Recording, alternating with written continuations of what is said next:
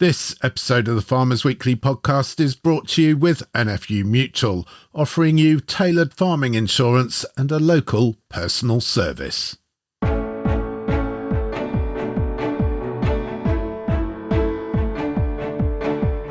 You know, it is really off-putting.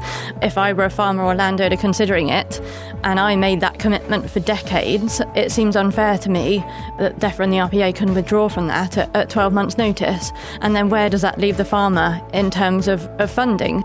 So I think that's definitely an area that needs a lot more clarification. The government unveils its latest environment plan and says it wants to pay farmers for restoring landscapes. Will it work, or is it fatally flawed? How much risk should you accept when chasing higher yields? We get to grips with the new recommended list for cereals and oilseeds. African swine fever in Spain, the impact on UK pig producers, and should we be more optimistic about agriculture? Welcome to the Farmers Weekly podcast, coming to you this week from the Ceres Agri-Strategy Conference here in Cambridgeshire. I'm Johann. I'm Louise Impey. I'm Hugh. Broom. Lots to talk about in this episode. The government this week announced its long-awaited environmental improvement plan, including £500 million for a landscape recovery scheme. DEFRA says the scheme will allow farmers to generate income while boosting biodiversity and climate resilience. Now, the Agri-Strategy Conference here at the Belfry Hotel at Camborne is all about the future for farming, and agri-environment schemes, including landscape recovery, are among the hot topics. Joining us here to discuss the implications of the EIP, the Environmental Improvement Plan, is Chloe Timberlake, an environmental advisor and expert in grant funding for farmers. Chloe, this EIP announcement, how significant is it? I think it is very significant, actually. Monday's update of the EIP, it specifically neglected to mention countryside stewardship, which I think its absence was quite noteworthy. And it went on to reference that up to 500 million is available to be reserved for the first 10 of the round 1 landscape recovery schemes. To me, that's disappointing. I referenced in my slides here earlier at the conference, environmental land management schemes, of which landscape recovery is the top tier, received only 7% of the funding allowance within the last 2 financial years. To me, that's not enough. Nature recovery is dependent on long-term schemes such as landscape recovery. And I'm concerned that the drop-in allowance for landscape recovery is less than what was previously reported. I think historically we were expecting up to 700 million.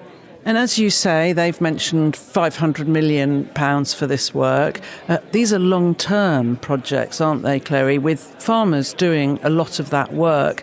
Is that £500 million for the whole of the 20 years, or will there be more money forthcoming? I think that's certainly what it implies, that the EIP implies that it's 500 million for, as you say, the whole duration of that scheme, which I don't think goes far enough. And it's going to make the dependency on private finance to prop up landscape recovery even more important. And if we consider that dilution factor across, as we say, 10 landscape recovery schemes, each with multiple landowners, what's left for each individual pot when it comes down to a farm level? By its nature, landscape recovery is going to involve big areas, landscape scale areas. There's a perception sometimes that means big farms, big estates. Is there any room in this for family farmers? I think that's a concern, that it is unfairly biased against those that have larger land holdings. You could take 3 or 4 large estates together and they already have a landscape recovery project. As I referred to earlier, I facilitate a farmer cluster group. Its landscape recovery is something that we've looked at historically, but it is a bit sort of off-putting that the mechanics of which for several smaller farms, it's quite difficult to pull together. And I know that Baroness Minette Batters has referred to the fact that, it's for the few and not for the many. What we really need to do is make sure that landscape recovery is preserved for those actively farming, the small family farms that are perhaps even more dependent on utilising environmental grant schemes to help make their farm business viable. Yeah, as you just mentioned, Chloe, you are involved with a cluster group in Oxfordshire. You are the facilitator, I think, and the organiser of that. I don't think it's been very easy for you to get funding, has it? No, it hasn't. Funding has had to be piecemeal, and we've just taken funding where we've come across it. So I am fortunate enough to have a DEFRA-funded Countryside Stewardship Facilitation Fund scheme, and I have that security until June 2027. That scheme, it was announced, is no longer. And I think, I passionately believe that farmer clusters are vital for delivering a lot of this nature recovery on the ground. And if they're not funded, how will we operate? So funding is a huge challenge. As I said earlier, we've looked into landscape recovery, but we're looking into other means of funding the group's activities, like National Lottery Heritage funding, perhaps with a little less red tape and a bit easier to access. Concern too among some of the delegates here, Chloe, that this landscape recovery scheme includes a 1-year break clause in the small print. DEFRA could effectively cut it short, not attractive to farmers or landowners or indeed investors. No, and I've seen so far with the two first rounds of landscape recovery that clause has been referenced in the legal documentation. And, it is really off-putting to those wanting to sign up. If I were a farmer or landowner considering it, and I made that commitment for decades, and I couldn't get out of the scheme with a year's break, it seems unfair to me that DEFRA and the RPA can withdraw from that at 12 months' notice. And then where does that leave the farmer in terms of funding? Say if they're in year 16, 17, they've already committed to doing these environmental deliverables. It will be so hard for them to revert their land use back to what it was formerly, and they're then stuck without funding. So I think that's definitely an area that needs a lot more clarification. Chloe Timberlake, thank you very much. Well, Chloe isn't the only expert to voice concern about the government's environmental improvement plan. Earlier, Hugh spoke to Susan Twining, who leads the land use team at the Countryland and Business Association. I think there's still quite a lot of questions that need to be addressed in how some of these schemes operate. But the EIP does set out what the government is doing to try and help ensure that everybody understands the standards. And there were two consultations last year, which they're going to report on shortly, that is looking at how they deliver the demand. Because from our perspective, there's lots of interest from the landowner side about going into these schemes, whether it's through the landscape recovery blended finance model or doing it separately. But what is missing at the moment is a real demand from the corporates to do some of this work. And that's what those two consultations were looking at. So there's some governance things that the government will need to address, and also look at whether there's more compliance is needed to try and encourage businesses to take on their environmental responsibility seriously. And I mean, one of those concerns is, I think it's in one of those consultations at the moment, is that DEFRA have this ability to actually come out of some of these long-term deals after a very short period of time in terms of funding. And presumably you need DEFRA to be, if the private funders are in it for 30 years, the landowners are in it for 30 years, they need to be in it for 30 years. Absolutely. And I think certainly for all types of landowners going into these schemes, but particularly private landowners or tenants, having a termination clause, a 12-month termination clause, is quite high risk. If you've done major work that is irreversible, so permanent land use change, and there's a 12-month termination clause without clarity on what the compensation might be, there's clearly an issue. I mean, if it was about moving into private sector funding as an alternative, you could see that would make sense. But as it's written, it does feel like quite a large risk, which is something that will need to be addressed fairly quickly. That's Susan Twining of the CLA talking to Hugh. Hugh, it sounds like a lot of things need to be ironed out for this environmental improvement plan to work. Look, there's a lot of work to do. I think when you read the document, it's a really wide scope. We're looking at it from a farming land management perspective, but this whole thing, it's been a long time coming. Most of what's in there is pretty much what we expected. There's nuances slightly, when we're talking about, agricultural emissions, specifically around ammonia. There's a few newer ideas put into there. But certainly, the stuff around farming rules for water, the fact they want 60% of soils to be under a soil management plan by 2030 on the soil bit, that sort of stuff that we expect to be in there. And it's really broad. So it moves, obviously, not just around farming, it's around nature recovery. I mean, there's even a piece in there talking about having air quality emissions sensors at 74 railway stations across the UK to check that where the trains are still diesel, that their emissions are moving in the right way as they slowly phase the diesel trains out. So it's looking at air quality, soil, water, loads in there about water and diffuse pollution, and whether it's pollution from ag runoff or pollution from sewage works, etc., etc. So it is a massive piece of work. There's loads of aims in there. It's quite well laid out. Given it's like 124, 150 odd pages long, it's a big piece of work, and it sort of says, one of our aims is to do this for air quality, and then it'll have a paragraph, and then it lists, which government department is responsible. So effectively, it is a plan, and it talks endlessly about supporting all the various players that have got to change stuff, be that farmers or businesses or whatever. It's pretty huge. And this 1-year break clause in the landscape recovery scheme, not good for confidence. Well, I think it's part of there's a couple of consultations that have been going on, talking about private money going in to sort of, bolster some of the financing for these various nature recovery things and environmental offsetting and all that. And I think that's where that line's come from. And I think the message is very clear to DEFRA that, you can't just have a DEFRA break clause of, if we get bored, we'll give you 12 months and we're off, when everyone else is signed in for a 25-year ride or a 30-year ride to sort of recreate a flower meadow or do whatever that is on the prescription. And the private sector is going to run a mile. They're trying to improve their environmental credentials. If they've got opportunities to do offsetting through environmental projects like this, they're going to want the government in there, and DEFRA, which is the key agency holding all this together, to be in there from the start. So that's not really much use, and it needs sorting out. But I think as a plan overall, there's loads of challenges in there. It's a huge to-do list.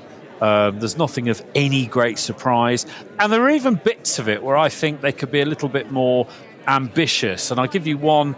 I think there's one piece in there where it's talking about restoring nature, and one of their aims is to plant something like 48 kilometres of hedge a year, between now and 2030. And I was thinking about that, and actually 48,000 kilometres is not that much, given that, on my piddly little Surrey farm in 20 years, actually did it in 10 years, and it was well spread out. We planted 4 kilometres just on one little tiny piddly 200-acre Surrey farm. So there's only 10 of them, and you're at 40.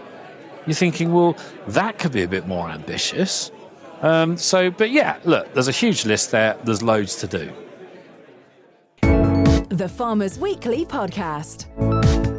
And now a special word with this week's podcast partner, NFU Mutual. And I'm joined by NFU Mutual's Rosie Monk. Rosie, a big topic for farmers at the moment is diversification. Rosie, what are your top tips for farmers who are diversifying, or indeed for those who have already diversified? Yeah, so firstly, it's important to get your insurer involved early. So diversifying often means investing in new stock, equipment, or buildings, and that could come with risks. So chatting with your insurance provider during the planning stage can help you understand what cover you'll need and avoid any surprises down the line. It's also worth checking your current farm insurance before launching anything new. Next, you want to make sure building work is properly insured. So if your plans involve construction work, make sure everything from tools to materials are covered before work begins. Whilst different parties may insure different parts of the project, it's important to get that confirmed in writing and really understand your needs. And what about risk management advice? So yeah, bringing people onto the farm through things like holiday lets or farm shops means safety becomes even more prominent. NFU Mutual Risk Management Services offers expert advice to all farms and businesses, not just our insurance customers. So it's a great resource to tap into. And business interruption cover? Yeah. So if something unexpected stops your new venture from running, business interruption insurance can help cover the lost earnings. For bigger setups like farm shops or commercial units, it can even help with temporary relocation costs or lost rental income. Just make sure to check your policy carefully so you know exactly what's covered. Rosie, NFU Mutual offers insurance to farmers who are diversifying, yeah? Yeah, that's correct. Depending on the type of diversification, NFU Mutual can offer insurance for both your farming and commercial activities, alongside other financial planning and risk management support. Our local agents are there to guide you right from the early planning stages. It's a good idea to talk to your agent as soon as you start thinking about diversifying. That way you'll get the right advice from the start. And Rosie, how can farmers get hold of NFU Mutual? NFU Mutual have over 280 local agency offices across the UK, which means we are always close by. Whether you want to give them a call, send them an email, or pop in for a chat, your local office is there ready to help you. You can easily find their contact details by heading to nfumutual.co.uk. Rosie Monk from NFU Mutual, this week's Farmers Weekly podcast partner. Thank you very much. The Farmers Weekly Podcast. Welcome back to the Farmers Weekly podcast here at the Ceres Agri-Strategy Conference in Cambridgeshire. Now, this week saw the launch of the latest recommended list for cereals and oilseeds, the annual list of the best performing seed varieties. Lots of controversy over the list this year, especially when it comes to wheat. Some real high yielders, Louise, but some risky varieties too. Yeah, that about sums it up. And we did actually touch on this, didn't we, last week when we speculated what they might or might not do about these varieties. And, unfortunately, these are high-risk varieties when they're very susceptible to yellow rust, which some of them are, or alternatively, they have weak straw. Those are two things, really, that farmers aren't looking for in their varieties. Unfortunately, we have got some new ones on the list that have both of those downsides to them. It'll be interesting to see whether they get grown, whether they get taken up. The recommended list team did recognise that they were controversial decisions. They did admit that there'd been an awful lot of discussion about them, so obviously not everybody agreed with what they've done. They've done it now. As I said, they're on the list. Will they sell? Won't they sell? We'll have to see about that, but I suspect that not many farmers want to go back to those days. Many people will remember Oakley, the variety, very high yielding, but it became so susceptible to yellow rust that it really just didn't work anymore. So hopefully we're not going to be that bad again, but we are in a situation which we really don't want to be in at the moment. Well, joining us to discuss exactly all that, we've got three Farmers Weekly podcast guests. Aoife O'Driscoll, plant pathologist from NIAB, Jock Wilmot, agronomist from Ceres Rural, and Shropshire and Oxfordshire farm manager Hamish Stewart. Hamish, we'll start with you. What exactly are you looking for in a wheat variety? Ultimately consistency in a variety, but a bit of resilience. It's not going to have us chasing our tail with a sprayer all season. Quality is important too, from depending on our markets. And we've got a new Group 1 this year, Hamish. It's called Arlington. It has a very high untreated yield. Is that an attractive proposition for you? Yeah, I guess in the milling wheats, the quality and consistency of quality is an important one, particularly in the west where we get a bit more rain. The ability to hold on to hagbergs is very important to us, hence Crusoe's performed well for us. Aside from milling varieties, if you're growing feed varieties at all, what would you be looking for in those? Yield's a big driver, but as I say, the cleanliness traits, particularly with threats of the chemical armoury diminishing, are increasingly important. I think, the otherwise yield is a fundamental in things. So a high input, high output choice, and we have got some new ones of those this year. Does that fill you with fear, or are you open to growing those? Not necessarily fear, but as long as we wouldn't go all out on a dirty variety, there's spread of risk. Aoife O'Driscoll from NIAB, some controversy over the recommended list this year. Varieties with lots of yield potential, but lots of potential problems too. Yeah, I see it from two sides of the coin, really. So first of all, I sit on the barley committee as a plant pathologist, but then I also see it from the NIAB side and the grower side of things. And I think it's really hard to address both sides of that coin, really. So when you're on the committee, you're really looking for a balance of traits, but ultimately yield is king. So you're trying to get varieties through and finding reasons not to get them on the list. And unfortunately, with some of the varieties that came through this year, the yield really was king. And when you're looking at those traits that might result in them not making the list, it's very difficult to make that call for the reasons not to get them on the list. So it's a moving target, really, and I think maybe this year wasn't exactly the prime example of how we should have addressed it, but maybe going forwards, the questions that have come up this year around certain yellow rust varieties or rusty susceptible varieties getting onto the list, maybe some decisions will be made differently going forwards based on what was done this year. It's good to hear that. It's not just yellow rust that's concerning some people. There are some quite weak strawed varieties on there as well. It wasn't a lodging year last year, was it? Anything to say about that?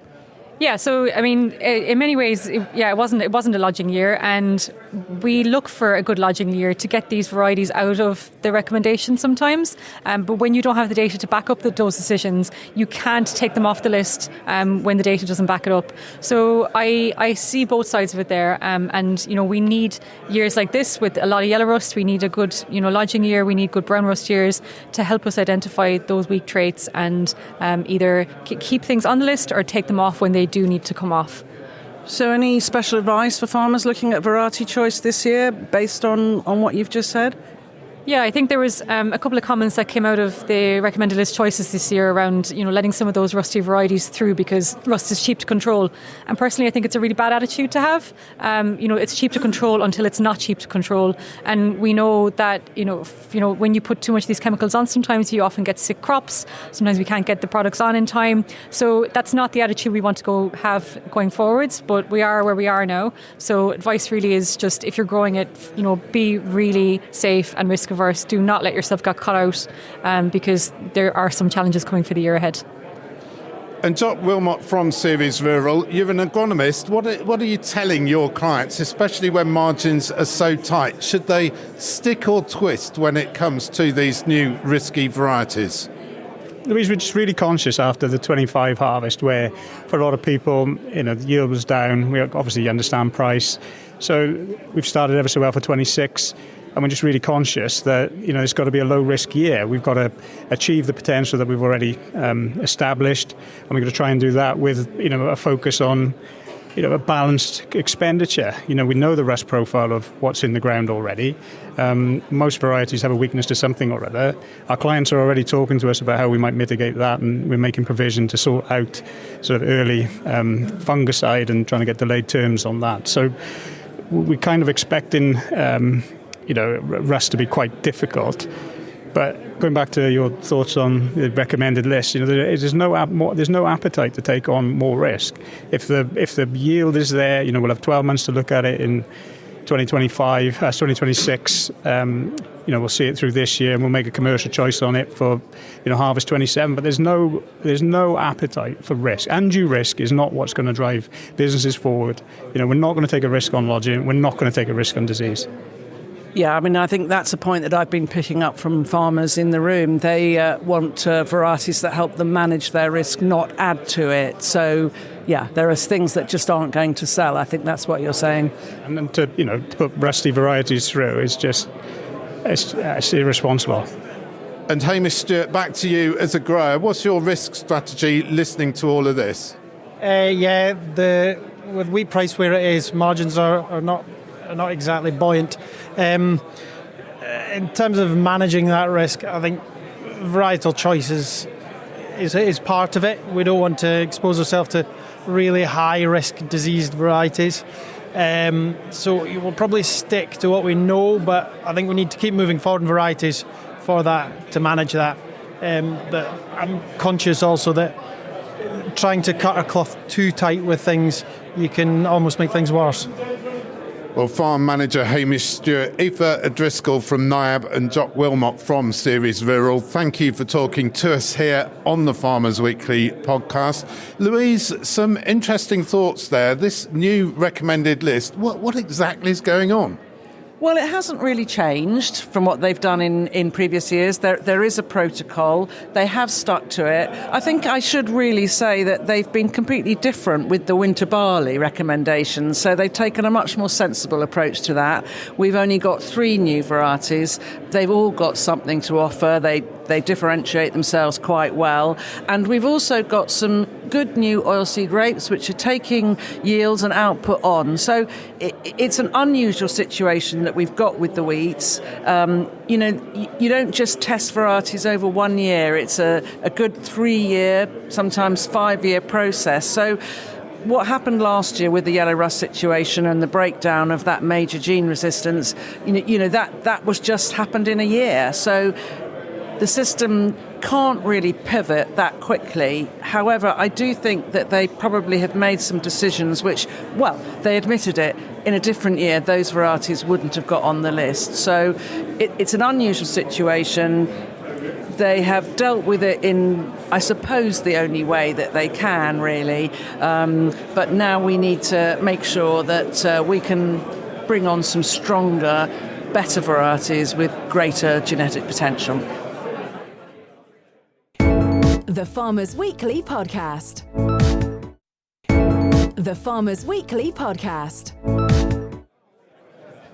You're listening to the Farmers Weekly podcast. Welcome along wherever you're listening to us from. You can email us, podcast@fwi.co.uk. And if you're in the UK itself, you can message us by texting the word farm, followed by your message to 88440.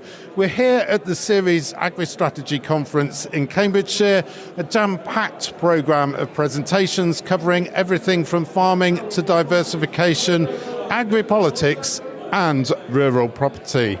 Louise, organised by Ceres Rural, a relatively new consultancy firm that provides advice and support to farming and land-based businesses.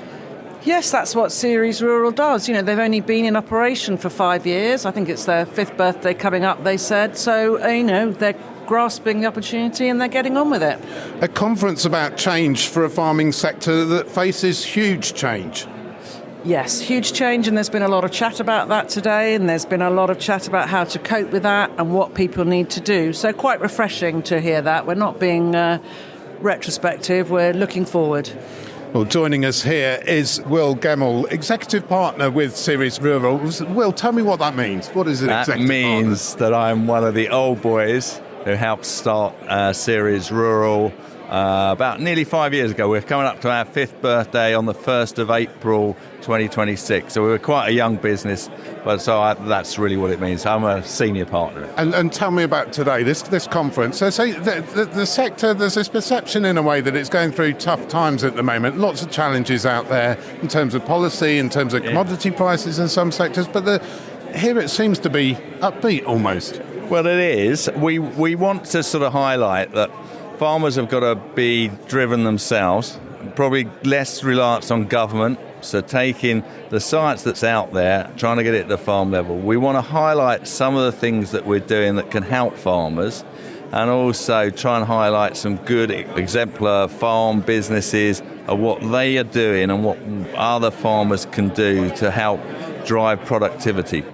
Yields, prices, lowering fixed costs, improving variable cost spend, but it also might be on diversification, doing something niche, looking at ways they can reduce carbon, selling carbon, lots of opportunities out there.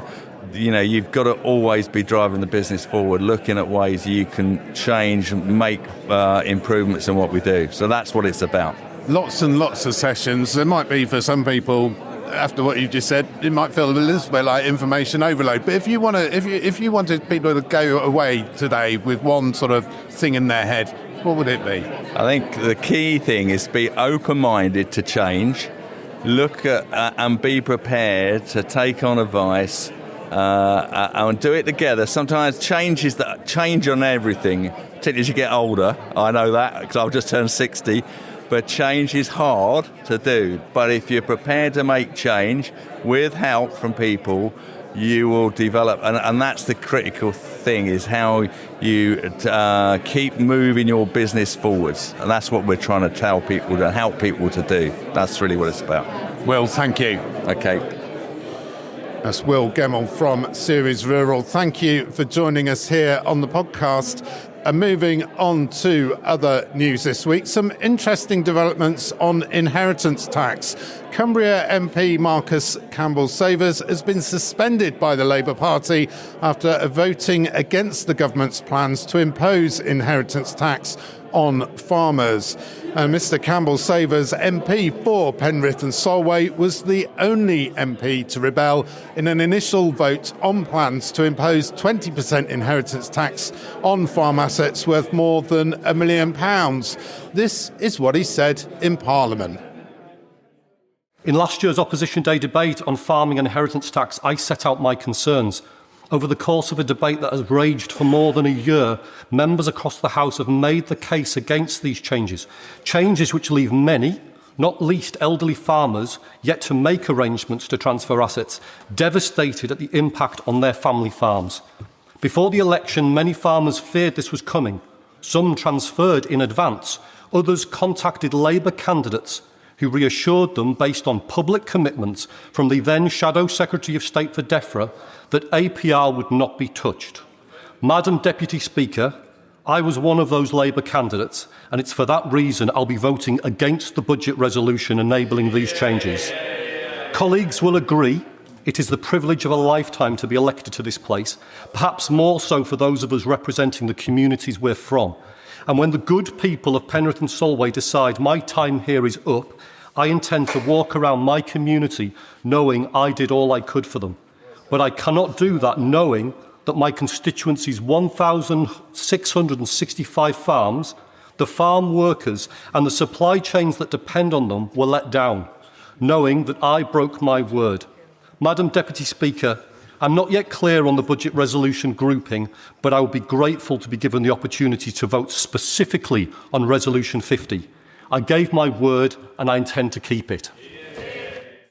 That's Labour MP Marcus Campbell-Savers backing farmers and voting against his own government. The House of Commons, Hugh, voted 327 votes to 182 in this initial vote on the proposals. But Mr Campbell-Savers, the only Labour MP to actually vote against the government.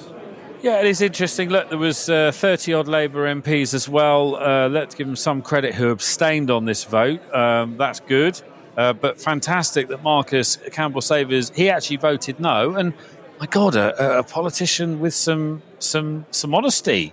And he wants to go and look his constituents in the eye. Now, whether at the next election he's going to be standing as an independent or whether he's going to move to another party, I don't know. Or perhaps Labour might have changed their policy by then. Or who knows what's going to happen. But credit to the guy for standing by his... he could see that it's a wrong move, and he reminded us all I saw a TV interview with him with the Border TV, and he said, as that audio said, the manifesto said they wouldn't look at inheritance tax. We know that Prime Minister Keir Starmer came to the NFU conference and gave us all that BS about, I understand how farms are this, that and the other, and I'm not going to touch inheritance tax. And look what they did.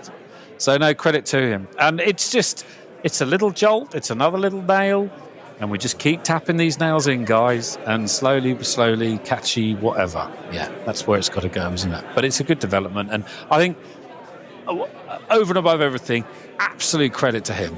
And thank you very much, Marcus, and your constituents should be very proud of you, and I hope they continue to support you going forward if you're an MP of conviction and you stand by what you believe and in doing the best job for them. And moving overseas, some big news from Spain, where an outbreak of African swine fever has been detected in wild boars near Barcelona, Spain's first outbreak of the disease for more than 30 years. Now, the UK has announced a ban on pork imports from within Catalonia, but it's still accepting imports from the rest of Spain. And earlier, I spoke to Alistair Driver, editor of Farmers Weekly's sister publication Pig World, and asked him about the implications for UK pig producers. I'd say it's probably the most significant development we've seen yet since African swine fever first arrived in Europe. We've seen lots of localized spread in Eastern and Central Europe through wild boar and through small domestic holdings. Occasionally, there have been some big leaps. We saw it in Germany in 2020, for example. This is the most significant simply because Spain is Europe's biggest pig producer and its biggest exporter. I think exports were worth something like 9 billion last year. So if this results in a significant disruption to trade, if it hampers Spain's ability to export, it's massive because there's going to be financial implications, but also concerningly kind of surplus pigs on the market, and it could depress prices. However, what we've seen so far is the principle of regionalisation, whereby exports are banned from the region of the outbreak, which is around Barcelona, Catalonia, which is Spain's biggest pig producing region. But for the moment, exports can continue from other parts of Spain. So as long as the outbreak is contained to that region, to Catalonia, the implications will be significant, but not huge. So it's all about that. It's all about the control measures that Spain now puts in place and whether it has somehow moved elsewhere in the country. The other big focus, of course, is on the disease risk to the UK. We've been talking about this for years, Johann. You and I have chatted about this. It's this question of our border controls, as we have just seen in Spain. African swine fever can appear anywhere. It's pretty much a single piece of meat, that's what the authorities are saying, appears in the wrong place. And we know from the German foot and mouth outbreak that there were issues there in how the borders were managed. There's perhaps a communication issue from central government. Product continued to enter the country for a while after the ban. That's the commercial side. What we also see is this continued flow of illegal meat imports, often from restricted areas restricted because of African swine fever in Europe. We see them specifically targeting the UK because they know our border controls are weak. The MPA, the Dover Port Health Authority and others have been talking for a long time about ensuring there's enough funding and enough coverage to stop that illegal flow of imports. And really, again, that kind of puts the spotlight on that. And there have been more pleas to DEFRA to kind of learn the lessons and ensure that really important work is properly resourced. That's Alistair Driver from Pig World on Spain's African swine fever outbreak and what it means for UK pig producers. Hugh, your thoughts? Oh, this is really worrying, Johann. It's really horrible, and I absolutely hope and pray that they can jump on this as quickly as possible and shut it down and contain it. Several people have been saying, it's not a case of if but when in terms of this comes further into Europe. It's 100% absolutely bangs everyone on the head that keeps animals about biosecurity. And if you haven't got a foot dip in your yard and you don't think about biosecurity, then you're not doing your best. Please do that. And I don't care about the excuse, that we got footpaths through the farm. No, just act a bit professionally and think about first foot forward what you can do to defend your business. You can moan about government, you can moan about this, you can moan about Dover, you can moan about all of that caper, but what can you do that you're in control of? So just think about biosecurity. I hope they sort it out. I think the worrying thing is that if, God forbid, this gets out of control and it spreads further into that Spanish tonnage of pork, which is huge, I mean, it's a massive chunk of European production, is the likely impact that has on protein supply. Admittedly, the chicken and the pork markets aren't as curtailed as pressured and as hot as the red meat markets are. But, I know we all want high prices, but we don't want the market to go out of control and then become completely unaffordable. Plus the instability and all of the human impact, the animal impact and everything else that this has for those people, those producers on the ground. So I hope it gets contained very quickly, Johann. But equally, keep thinking about biosecurity. Wise words there from Hugh. Keep a close eye on biosecurity. Time now, though, to keep a close eye on this week's market prices. Hugh, what's happening? Thank you very much, Johann. Finished their deadweight this week, 662.4. That has actually eased off 0.2 of a penny. The steer live weight, 384.8. That has gone up about 9p on the week. On to the sheep rings. SQQ deadweight this week, 710.4. That has gone up. There's some movement in the sheep market again.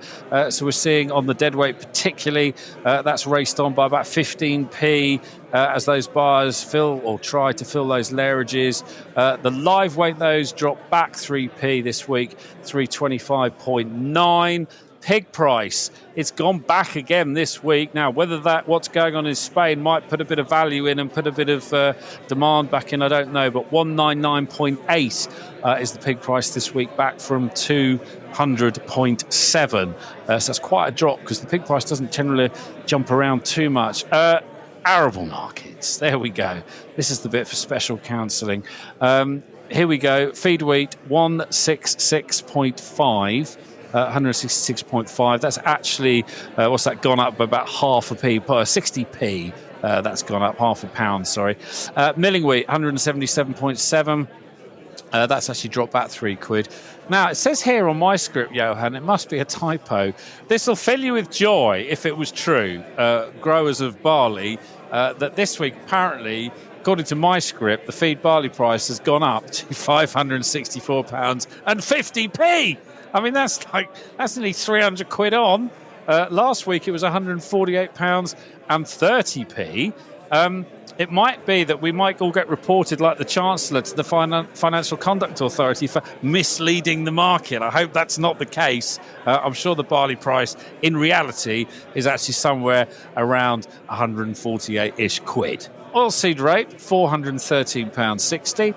That's actually dropped back about, gone back 60 pence on the week. Field peas, 213 stand on, same as last week. Feed beans, 205.80.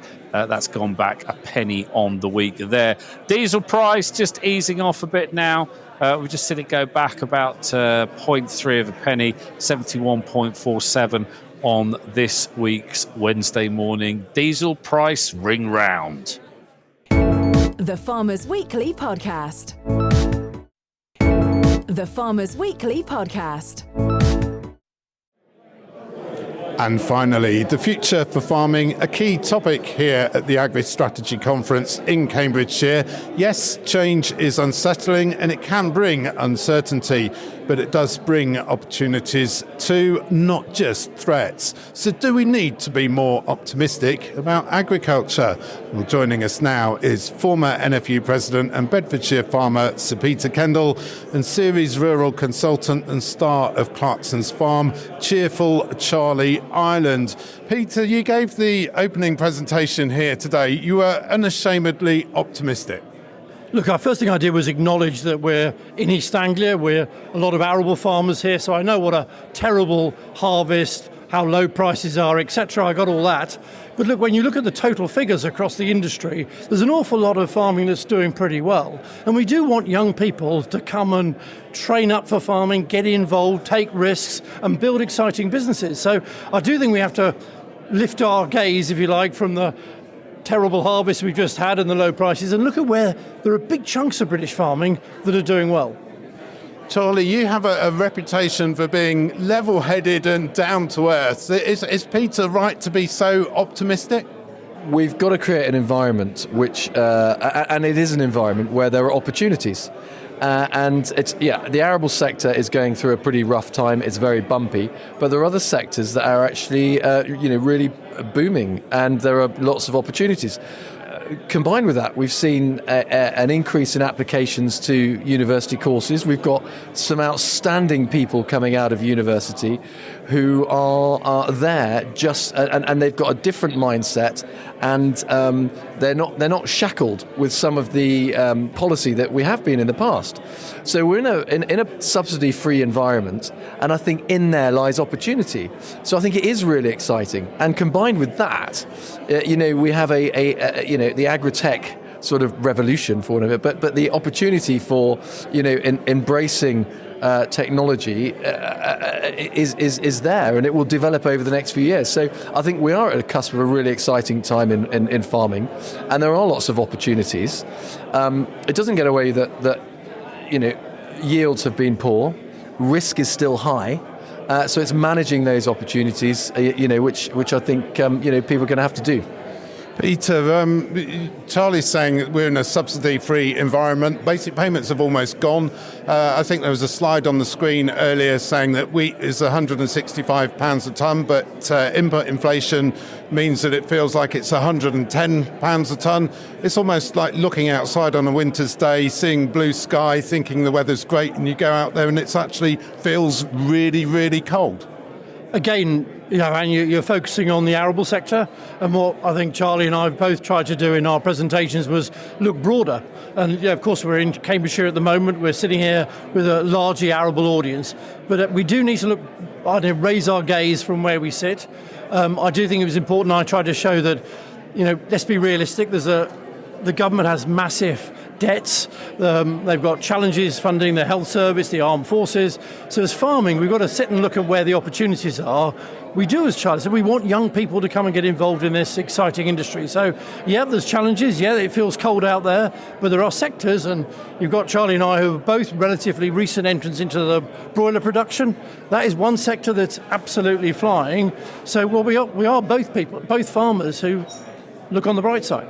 The future is in our hands, is what you're saying.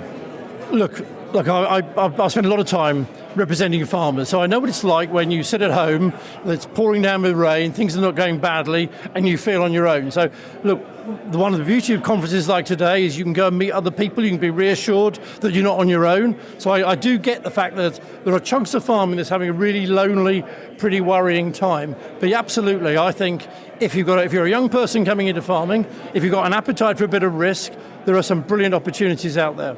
You agree, Charlie?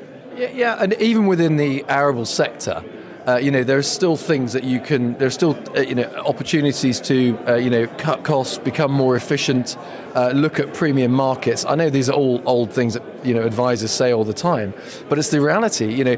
Farming's arable farming stuff. Fortunately, we just this winter we're looking at crops that are in a much better state than they have been for half a decade. The last 5 years out of 6 years, we've had some pretty average autumns, and this year we've had a good autumn. Crops look as good as I've seen them for a decade. Whether that's winter barley, winter wheat, oilseed rape, and I think just focusing on the attention to detail in that, Jock Wilmot gave us some, real insights in, sort of measures and sort of key performance indicators that, we should be looking at as an industry, even to drive forward, the arable sector. I think that there is opportunity, and the reality is it's going to be a tough year. Cash flow is going to be tight. Yields have been down, but we've got to make changes where we can to make those improvements going forward. Well, Charlie Ireland, Peter Kendall, thank you for talking to us here on the Farmers Weekly podcast. And that's about it for this episode here at the Ceres Agri-Strategy Conference in Cambridgeshire. We do hope you've enjoyed what you've heard. If you have, please do subscribe to us wherever you get your podcasts. And if you've really enjoyed what you've heard, please, as always, leave us a 5-star review. We'll be back next week with all the latest news, views, and analysis of all the big stories affecting UK agriculture. But for now, from the Belfry Hotel in Cambridgeshire, until next week, I'm Johann. I'm Louise Impey. I'm Hugh Broom. Thank you for listening.